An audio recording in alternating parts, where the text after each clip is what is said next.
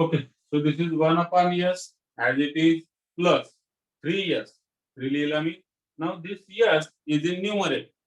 ठीक है, s कुठं आहे? Numerator. So it can be written in denominator of denominator. Numerator म्हणजे काय असतो? डिनॉमिनेटरचा डिनॉमिनेटर म्हणजेच तो असतो न्यूमरेटर. मग हा s या डिनॉमिनेटरला डिवाइड करणार. So s square upon s will become s plus 9 upon s square. ठीक.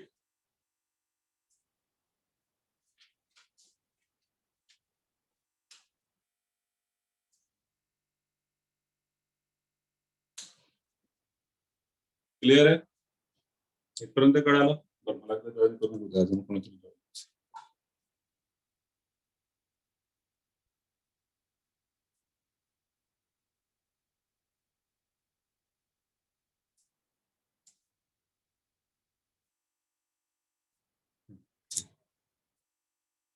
तर कन्सेप्ट लक्षात आला. ज्यावेळेस आपण या प्रकारचं फंक्शन असेल या यस ने डिवाइड करू शकतो.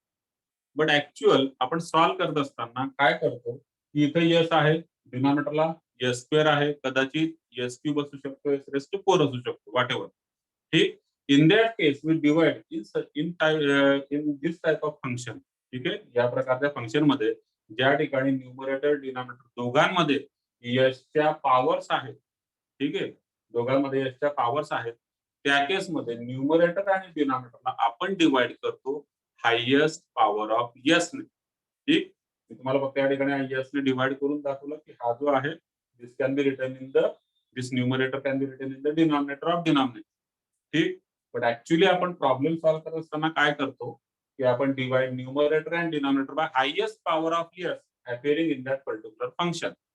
आणि या ठिकाणी यसची हायेस्ट पॉवर कोण आहे? S square. म्हणून मी यस स्क्वेअर ने न्यूमरेटर डिनॉमिनेटर दोघांना डिवाइड करणार आहे या सेकंड फंक्शन मध्ये.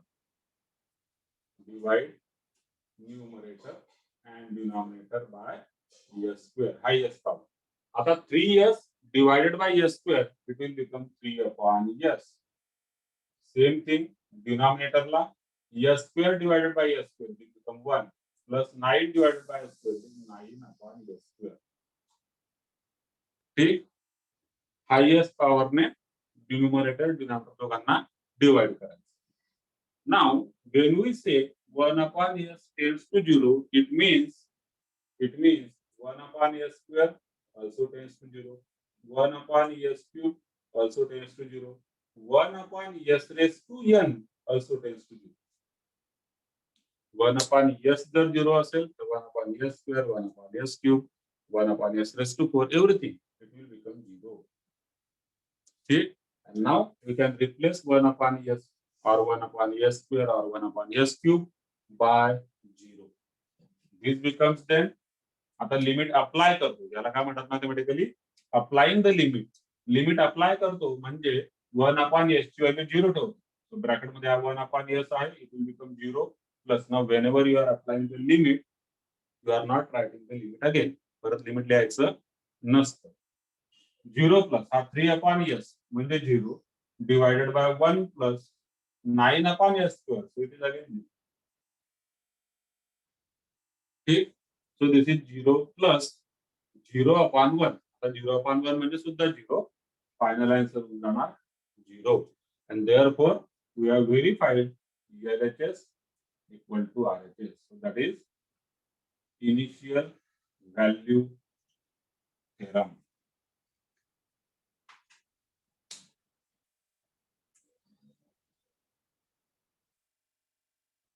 That is initial value theorem.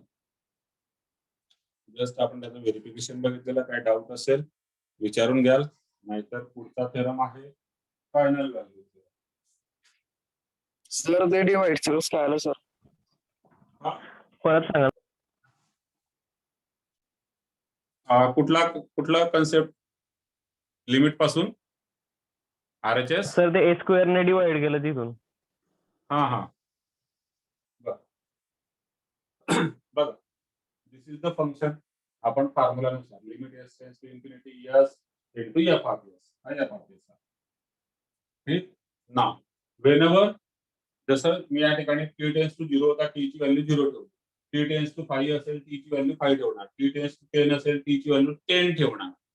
पण जर का t म्हणा किंवा s म्हणा किंवा x म्हणा, तो कुठला व्हेरिएबल आहे, तो टेन्स टू जर इन्फिनिटी असेल तर आपण व्हॅल्यू इन्फिनिटी ठेवत नाही या केसमध्ये, अल्जेब्रिक फंक्शन मध्ये. नाही ठेवलं तर काय होणार, इन्फिनिटी ब्रॅकेट मध्ये 1 upon infinity square plus 3 upon infinity square plus 9. No, it is not solved like that.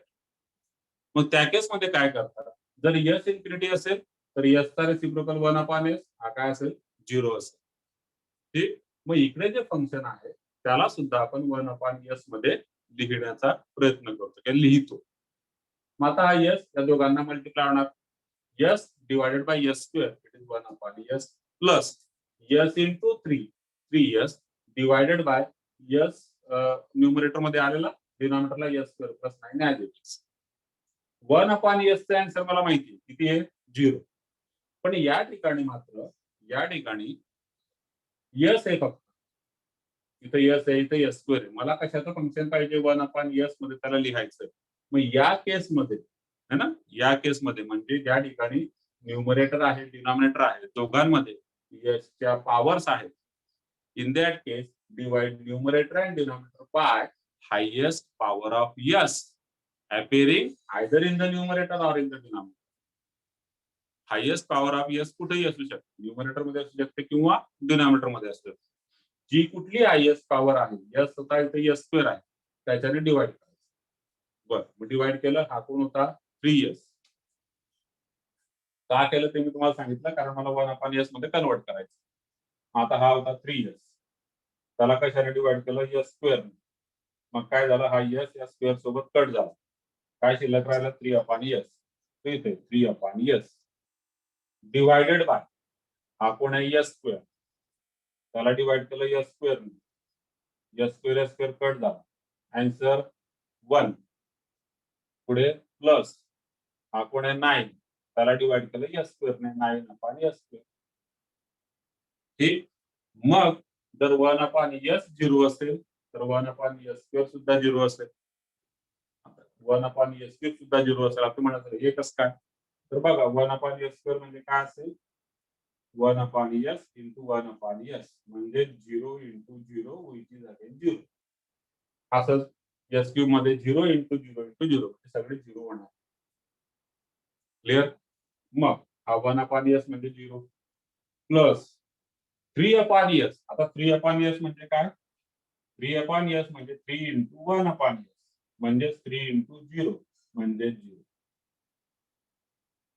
ठीक. इथं 1 आहे as it is, plus 9 upon s square. तो 9 अपॉन s स्क्वेअर म्हणजे काय, 9 into 1 upon s square. It is 9 into 1 upon s square म्हणजे 0. Answer होऊन जाणार 0. म्हणून 9 upon s square is also 0. ठीक. 0 अपॉन 1 म्हणजे 0, 0 प्लस 0 म्हणजे 0.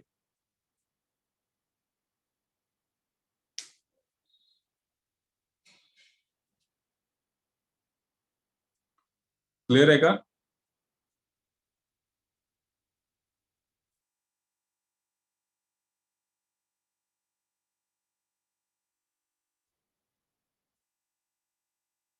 इज इट क्लिअर मेसेज किंवा याच्यामध्ये सांगू शकतात? क्लिअर. हां, ओके. चला, मग आता एक शेवटचा 10th नंबर आहे, that is final value theorem.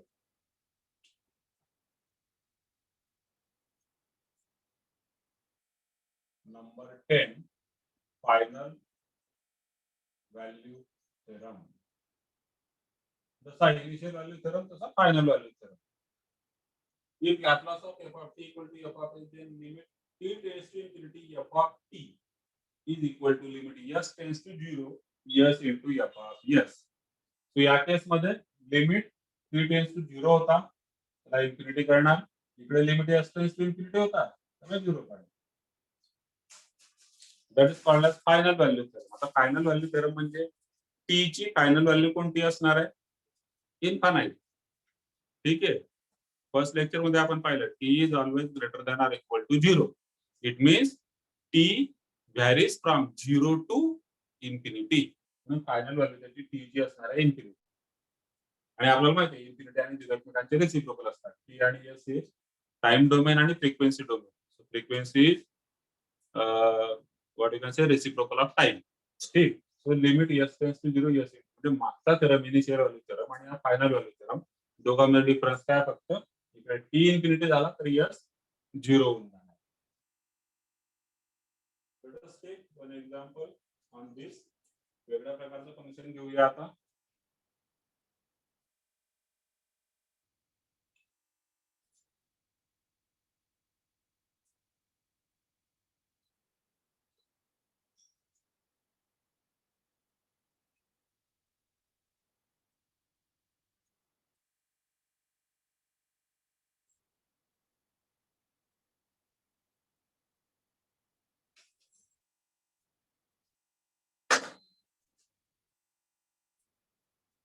Verify final value theorem for 4 into e raised to minus 3t. ठीक आहे. हे फंक्शन आहे याच्याकरता आपण फायनल व्हॅल्यू थेरम व्हेरीफाय करूया. Okay. Now here f of t is equal to what? हे function जे आहे it is nothing but f of t. ठीक. It is nothing but f of t.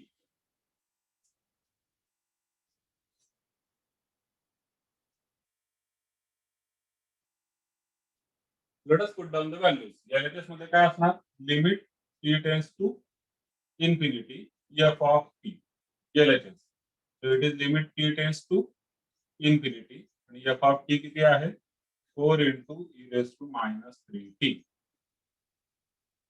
ठीक. Let us find out answer for this. This is equal to 4 constant आहे. It remains as it is in case of limit also.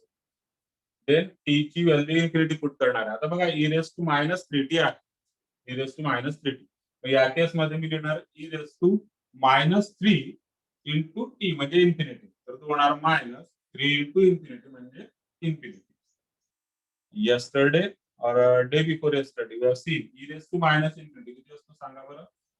What is e raised to minus infinity? We have 1 upon e raised to infinity.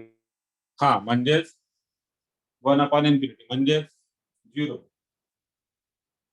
Final answer expected या ठिकाणी हे आहे. e raised to minus infinity म्हणजे 0. Answer किती झाला याचा? 0.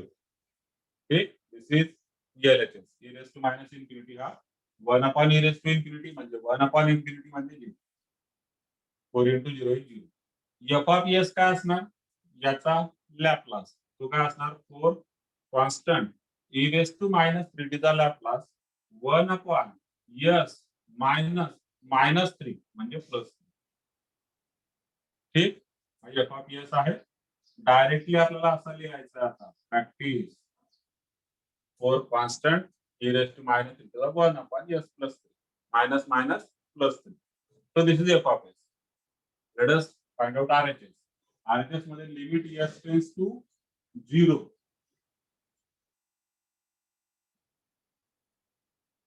ठीक. RHS मध्ये limit s tends to 0. s into f of s. So it is s into f of s किती आहे? 4 upon s plus 3. So it becomes 4s upon s plus 3. Let us put down value of s as 0. s ची value 0 ठेवल्यानंतर काय होणार? 4 into 0 म्हणजे 0 upon 3 म्हणजे 0. Therefore, LHS equal to RHS. Verified.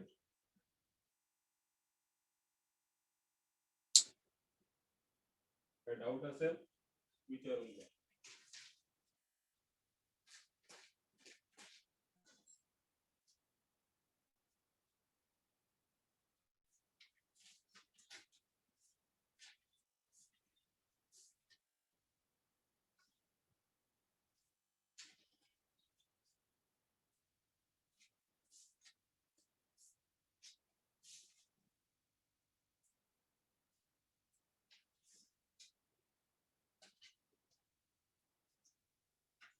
Clear आहे इथपर्यंत? सो हे 10 थेरम आहेत किंवा प्रॉपर्टीज आहेत असं आपण म्हणूया. आता इन शॉर्ट जसं आपण स्टँडर्ड फंक्शन्सचा लॅपलास साठी एक टेबल लिहिलेला होता तसा एक प्रॉपर्टीजचा टेबल लिहून घेऊया. मागचं तुमचं काम असेल ते लॅपलासचे सगळे फॉर्म्युले लर्न करणे आणि सगळ्या प्रॉपर्टीज लर्न करणे किंवा अंडरस्टँड करणे. प्रॉपर्टीज लर्न नसता करायच्या तर समजून घ्यायच्या असतात. तुम्ही लर्न करू शकता. ठीक आहे. तर हे दोघं सगळं समजून घेतल्यानंतर मग आपण लॅपलासचे एक्झाम्पल्स अजून पुढे घेऊ शकतो. प्रत्येक प्रॉपर्टीवर आपण जस्ट त्या प्रॉपर्टीचा यूज कसा आहे, यूज कसा करायचा ते समजण्यासाठी फॉर्म्युले आपण सर्वांसाठी फॉर्म्युले सुद्धा यूज केले. आता एक टेबल लिहूया. फायनली सर्व प्रॉपर्टीज एकाच ठिकाणी तुम्हाला त्या टेबलमध्ये मिळतील.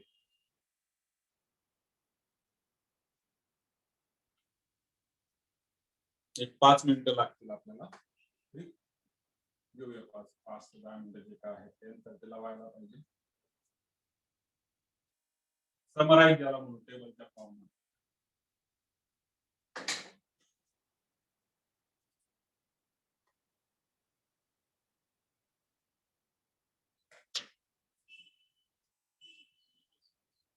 Table of Laplace transform theorems on property.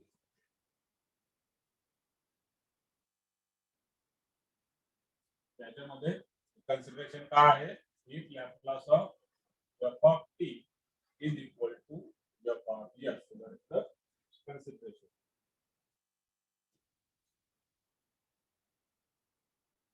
Let us write down one by one.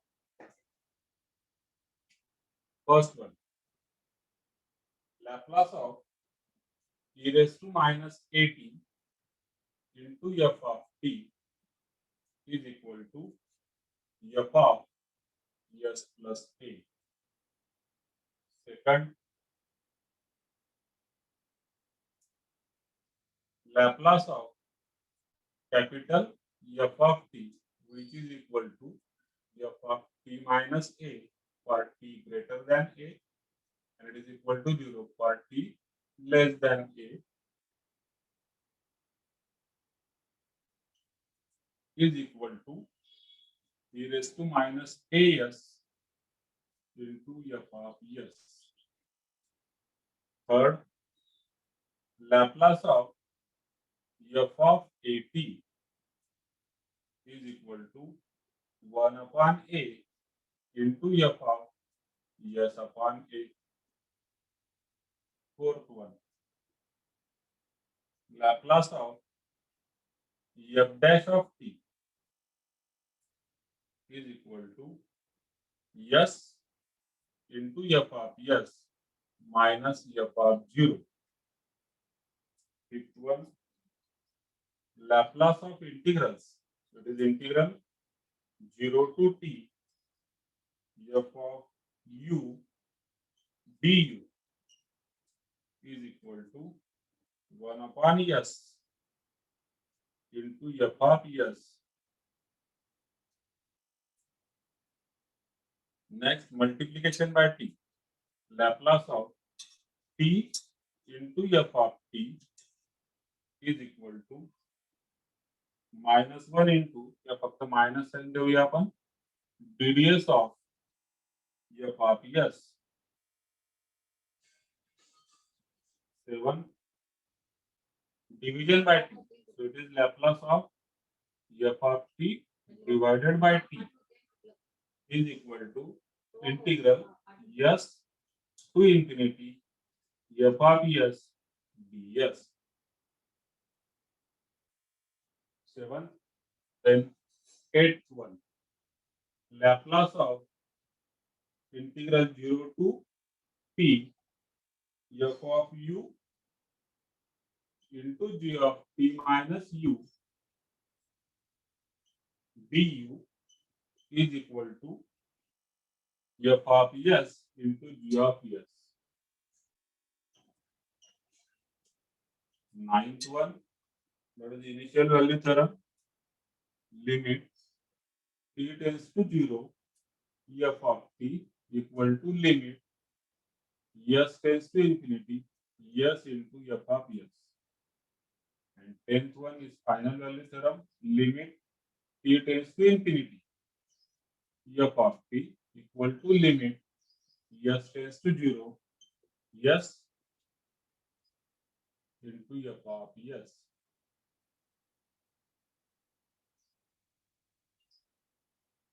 So हा एक टेबल तुम्ही बनवून घ्यायचा आहे.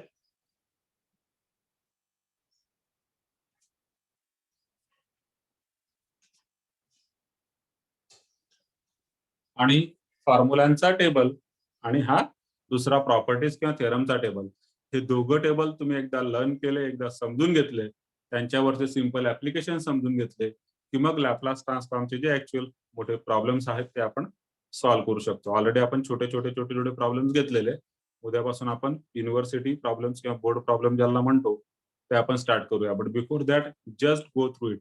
तर आता तुमच्यापैकी कुणीही नवीन असेल तर त्याने इथपर्यंत सगळा टॉपिक रिवाइज करून घ्यायचा आहे. म्हणजे सर्वांनीच रिवाइज करायचं, सर्वांनीच.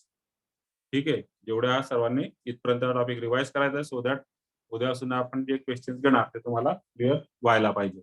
बरं, या प्रत्येक प्रॉपर्टीचे नावं तुम्हाला माहिती असले पाहिजे. Just for your information. Sir एकदा सांगून द्या ते नाव पहिल्यापासून. हा, सांगून देतो ना. मग तेच फर्स्ट प्रॉपर्टी लिहून घ्या. मी डिक्टेट करतो, तुम्ही लिहून घ्या. First property is first shifting theorem. पहिली कुठली आहे? First shifting theorem. Second one is second shifting theorem.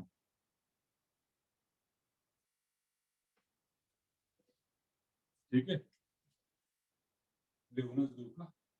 First shifting, then हा सेकंड शिफ्टिंग. ठीक आहे, दिस वन इज linearity. ठीक, this is linearity. Then this is Laplace of derivatives. This is Laplace of integrals. This is multiplication by t. This is division by t. Okay, this one is convolution. Initial value theorem. This is final value theorem.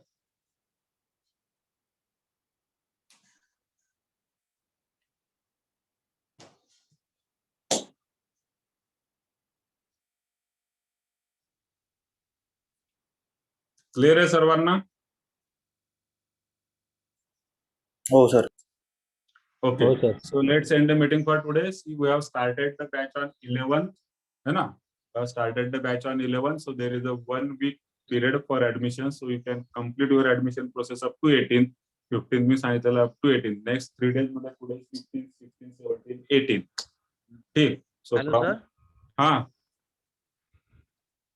Sir me actually new join झालोय हम्म आणि actually तुमचे जे जुने lecture ते मी केले नाहीत actually. आणि मला क्लासेस आणि आम्ही 2-3 जण आहोत. तर बर ते दोघं नाही, आम्ही जॉईन केलेले आहे लेक्चरला. तर आम्हाला जे जुने लेक्चर्स होते ते कसे कसे प्रोव्हाइड होतील सर? मग बघा, ते जे जुने लेक्चर्स होते, तुम्ही आता सपोज आजपर्यंत जे काय आहे अप टू 18 तुम्ही ऍडमिशन केल्यानंतर जसे तुमचे ऍडमिशन होऊन जाईल, you will get all those lectures through YouTube in private mode. ठीक आहे, युट्यूबला मी ते व्हिडिओज अपलोड करतो आणि ते प्रायव्हेट मोड मध्ये अपलोड करतो. So it will be seen only by that particular email ID. ठीक, so for that you will have to provide me that your email ID. त्या ईमेल आयडीला मी तो ऑथॉरिटी देणार, तो प्रायव्हेट व्हिडिओ बघण्याची, आणि तो तुम्ही बघू शकणार. ठीक आहे. Okay sir. Okay okay. So but that will be after completing your admission process. Okay, पहिले ऍडमिशन प्रोसेस कम्प्लीट करावं लागेल. हो हो हो. आणि तुम्ही बघून घेऊ शकता ना. अजून तुम्हाला सपोज बघायचं असेल की सर तुम्ही म्हणा सर आम्ही 2 दिवस पाहिलं, ठीक आहे, तुम्ही तुमच्या मित्रांना विचारू शकता. त्यांच्या नोटबुक मधून तुम्ही ते राईटअप सुद्धा कम्प्लीट करायचं आहे. आणि सिमिलरली आज तुम्ही लेक्चर अटेंड केलेलं आहे, उद्या तुम्ही लेक्चर अटेंड करणार, तुमच्याकडे 2 दिवस आहे, परवा तुम्ही लेक्चर अटेंड करणार. कन्सेप्ट क्लिअर होतो आपल्याला. ठीक आहे, जनरली आपण 5 डेज देतो, पण एक वीक आपण कम्प्लीट यासाठी ठेवलेला आहे. ठीक आहे.